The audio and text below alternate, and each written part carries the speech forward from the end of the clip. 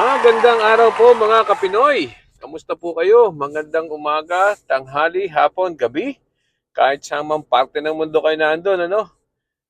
Maganda ang araw ngayon, no? Kita nyo naman, maliwanag at may araw at maganda rin ho ang temperature. Ba, medyo malamig-lamig ngayon. 69 degrees, ano? Medyo maaga-aga para lumamig. Pero ito po napakagandang temperatura dito, ano? 69 degrees, maaraw, at maliwanag ang paligid. Ano? Sana ganyan din ang sa inyong lugar kung saan man kayo naandun. Ano, wag masyadong malamig, wag masyadong mainit, tama lang. Kumbaga. Okay. So, ngayon po ay araw ng Biyernes, huling araw na naman ng trabaho at dalawang araw uli. Wala na namang trabaho. Walang pasok, pahinga lang. Magagawa ng yard work habang may init, ano? At trabaho pa rin kahit bakasyon. At any rate, ay pag-usapan natin ngayon ano, ang difference ng boss and a leader, ano? Ang boss at saka ang isang leader. Ano ba ang difference ng boss at saka leader, ano?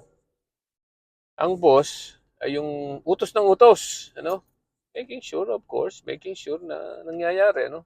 Yan po ang typical na boss. Utos dito, utos doon, iba ang gumagawa. Ano po ang leader? Ayan, ang leader ay hindi lang nag-uutos, ano? May nag-uutos din siya, why not? But he collaborates. Ano? Ibig sabihin, kasama siya. Nangunguna siya sa ginagawa. Pinakikita niya kung paano ang paggawa.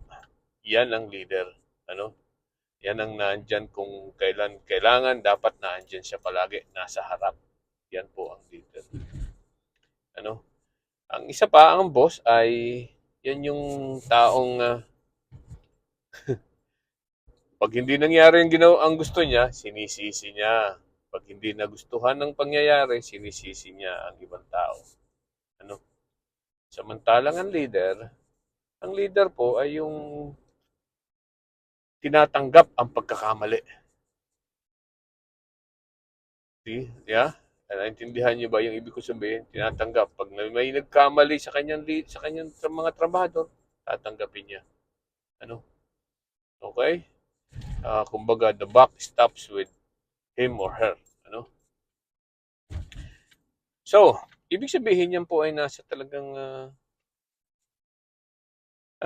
kung paano siya nakikitungo sa kanyang mga tao. Yan po ang difference between boss and leader. No? Isa sa mga malaking diferensya. Okay, bakit ko ba sinasabi ito? Ano? Ang isa pong leader ay dapat na andiyan sa panahon ng siya ay na may matinding pangangailangan sa kanya. Pangangailangan ng mga tao sa kanya. Ano? Hindi niya yan dinedelegate during the time of need. Ano? Sumasalubong siya sa mga trabaho, hindi tumatakas. Ano? Ginusto man niya o hindi o nagkataon o hindi, pag kailangan na siya'y humarap at kailangan niyang naandyan, hindi niya po pwedeng i-delegate yan sa ibang tao. Ano? Kailangan naandyan siya, makita ng tao na naandyan siya. Yan ba ang gusto niyo bang maging leader ng ating bansa ay yung isang tao na utos lang ng utos o isang tao na may malasakit sa kanyang mga sasakupan at nakikisalamuha during the time of need. Ano? Yan po ang malaking pagkakaiba ng dalawang tao sa Pilipinas na isang naging isang vice presidente at yung isang vice presidente sa ngayon. Anong sinasabi ko? Sino yung sinasabi ko? Yan po, si Leni Robredo kumpara kay Sara Duterte. Ano? Ano bang sinasabi ko? Nakita natin, ano? Itong malaking pagkakaiba nilang dalawa. Okay? Si Sara Duterte, nung panahon ng bagyo, ano? Nung bagyuhan at kasisimula pa lang ng bagyo, nagsisimula ang bagyo. Alright? Si Sara Duterte, habang nagsisimula ang bagyong Karina sa Pilipinas, ay alam niyo ang ginawa, lumabas ng bansa, nagpunta ng Germany, na hanggang ngayon ay naandon. Ano? At si, tinuloy niya despite the fact na may bagyo. Ano? At ang sinasabi naman niya, ng kanyang opisina, ay yun daw naman pag-alis ni Sara Duterte, ay matagal nang nakaplano. At meron daw naman yung ah, ano, pinayagan siya, ano, may permit. Ganun po kasi ang mga empleyado ng gobyerno. Pag ikilalabas ng bansa, ay laging may permit. Ano, hindi maaring hindi. Or else hindi ka palalabasin.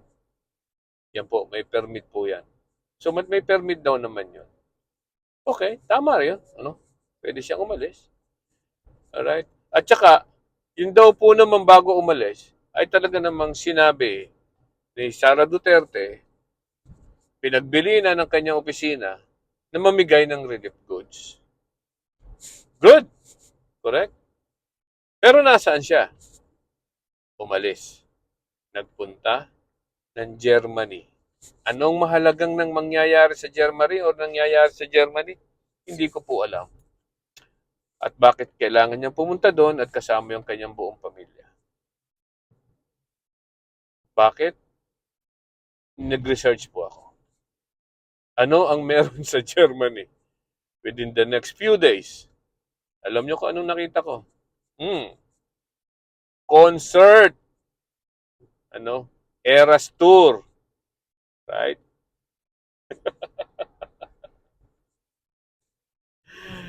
Ay, ay, ay. Talaga naman, ano, Vice Presidente nagpunta sa Germany para manood ng concert ni Taylor Swift. Hindi ko po alam kung yun nga, pero bukas pa yun eh. Ngayon po ay Biyernes, yun po ay alam ko ay Sabado sa Germany. Ang ang concert ni Taylor Swift, Eras Tour ang tawag nila doon. So,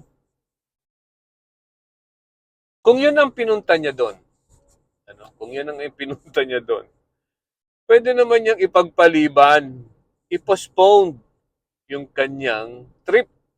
Paunahin na yung kanyang pamilya para siya naman ay makaharap at makita ng tao. Ano? Makita ng tao, makaharap, at makita ng tao na siya ay nagmamalasakit naman. Ano? Ano ba yung isa, dalawa, tatlong araw? Kailan ba yun? Kailan ba Miyerkules?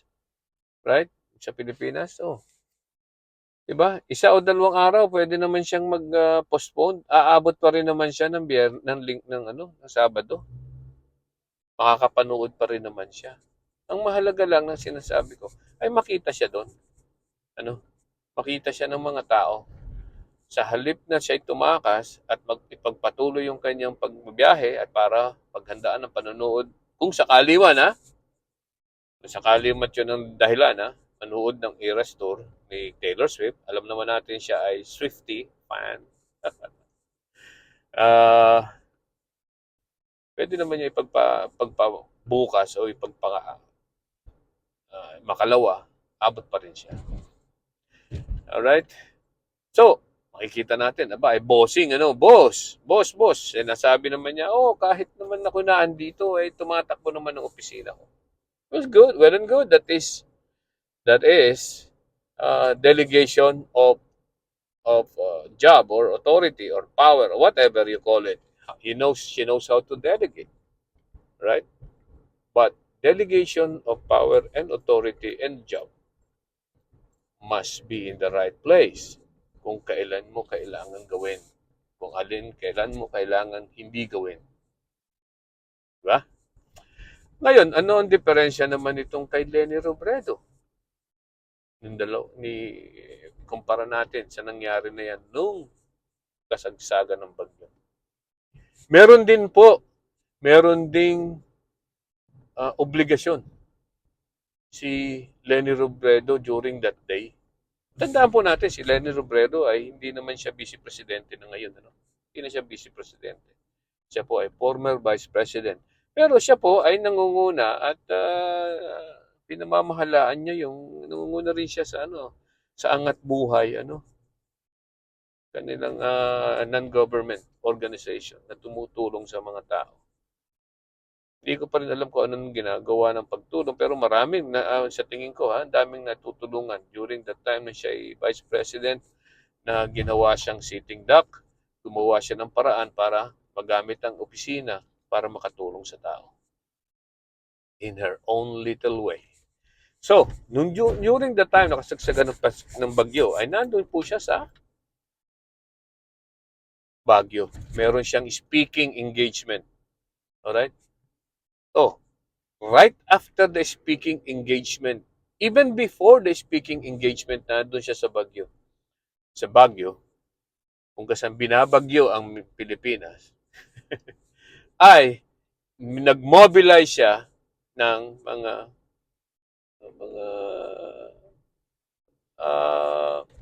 volunteers. Nagsimula na naman siya. Nag-volunteer siya. Marami siya nag-volunteer.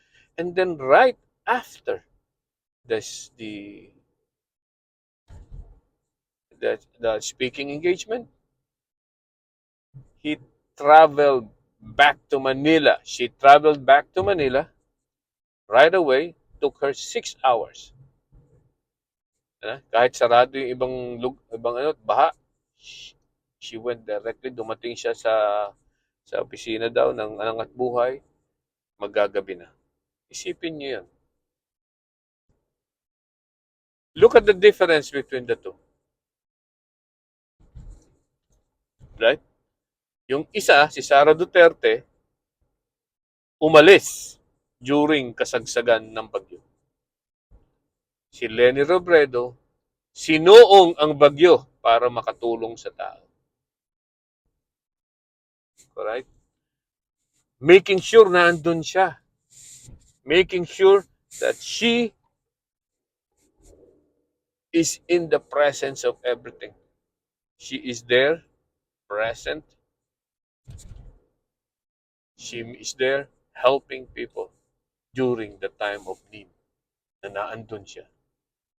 Si Sara Duterte, okay lang, sibat tayo. Total, mayroon naman akong permit, nandiyan na ang ticket, correct? Tuloy na natin ang pagpunta ng Germany. Okay? Pag-isipan niyo po mabuti. Mag-comment po kayo kung ano ang gusto niyo, ang nasa isip niyo sa mga sinasabi kong ito. I might be wrong para sa mga ibang tao, pero pag-isipan niyo po ng mabuti kung ano yung pagkakaiba ng dalawa. Hindi ko po sinasabi na si Leni Robredo ay tumakbo bigang vice president. No. I think everything is under the bridge now. Talagang wala na. Siya po ay sa ngayon, sa 2025, ay tatakbong mayor ata ng Naga. Yan po. Okay. Samantalang si Sara Duterte ay may balak tumakbo bilang vice presidente ng bilang presidente ng Pilipinas sa 2028. Tandaan niyo po yung pangyayaring ito. Okay? So, maraming salamat po at magandang araw po muli sa inyo. Bye-bye. Happy weekend!